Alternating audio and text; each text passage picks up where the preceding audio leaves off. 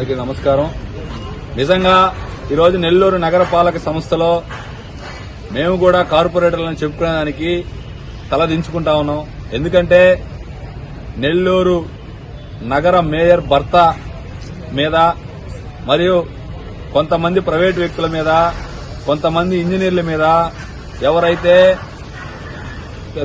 నెల్లూరు నగరపాలక సంస్థలో town planning లో పనిచేసినటువంటి టీపీఓలు, టీపీఎస్ల మీద వచ్చినటువంటి కథనాలు ఏదైతే దాదాపు 20 కోట్ల కుంభకోణం, దాదాపు ఒక ఐఏఎస్ అధికారి సంతకాన్నే ఫోర్జరీ చేసి బిల్డింగ్ ఏదైతే ఎక్స్ట్రా ఫ్లోర్లని రిలీజ్ చేసినటువంటి చరిత్ర మనం చూశాం. అది వివిధ వార్తాపత్రికల్లో, ప్రధాన పత్రికల్లో ఫ్రంట్ పేజీలో రావడం కూడా మనం చూశాం. నిజంగా నెల్లూరు నగరంలో ఈ నగర పౌరుడిగా నేను తలదించుకుంటా ఉన్నా. ఎవరైతే సాక్షాత్తు ఒక ఐఏఎస్ అధికారి సంతకాన్నే ఫోర్జరీ చేసినటువంటి ఈ దొంగల ముఠాని విచారణ పేరుతో కాలయాపన చేయకుండా వెంటనే ఎవరైతే ఈ దొంగ ఫోర్జరీ సంతకాలు చేశారో వాళ్ళని వెంటనే విచారణ వేగవంతం చేసి అవసరమైతే ఒక సిట్టు ఏర్పాటు చేసి దాన్ని వెంటనే విచారణ జరిపించే విధంగా నెల్లూరు జిల్లా కలెక్టర్ గారు మరియు కమిషనర్ ఐఏఎస్ వికాస్ మర్మత్ గారు వెంటనే చర్యలు తీసుకోవాలా.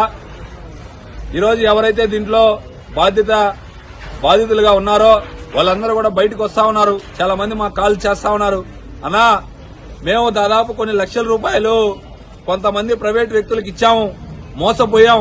ఈరోజు రిజిస్టర్ ఆఫీసులో రిజిస్టర్ కూడా అయ్యాయి, రిలీజ్ అయ్యాయి. ఈ పనికొస్తాయా లేదా, మళ్లీ మా డబ్బులు లక్షలు మళ్లీ మేము కట్టాలంటే ఎలా అని ఈరోజు చాలా మంది, అంటే రూపాయి 2 రూపాయలు కాదు, దాదాపు 25 నుంచి 30 కోట్ల భారీ స్కామ్ నెల్లూరు మున్సిపల్ చరిత్రలో, నెల్లూరు నగరపాలక సంస్థ చరిత్రలో ఇటువంటి స్కాము, ఇటువంటిది జరిగినటువంటి ఎన్నడూ లేదు. ఏదో ఒక కాల వేస్తే ఒక 5 లక్షల్లో 2 లక్షలు కొట్టేసిన చరిత్రలు ఉన్నాయి, ఒక రోడ్డు వేస్తే 1 లక్ష కొట్టేసిన చరిత్రలు ఉన్నాయి. కానీ సాక్షాత్తు ఎవరైతే నెల్లూరు నగరపాలక సంస్థ కమిషనర్ ఐఏఎస్ అధికారి సంతకాన్నే ఫోర్జరీ చేసినటువంటి అధికారుల్ని వెంటనే ఎవరైతే అధికారులు, ఎవరైతే ప్రైవేటు వ్యక్తులు, ఎవరైతే ప్రజాప్రతినిధులు ఉన్నారో వీళ్ళని తక్షణమే అరెస్టు చేయాలా. అరెస్టుతో పాటు వాళ్ళు తీసుకున్నటువంటి డబ్బులను కక్కించి ఎవరైతే బాధితులు ఉన్నారో వాళ్ళందరికీ కూడా ఇప్పించే దిశగా ఈరోజు నెల్లూరు నగరపాలక సంస్థ కమిషనర్ గారు, జిల్లా కలెక్టర్ గారు వెంటనే చర్యలు తీసుకోవాలని ఒక నగర పౌరుడిగా కోరుకుంటాం.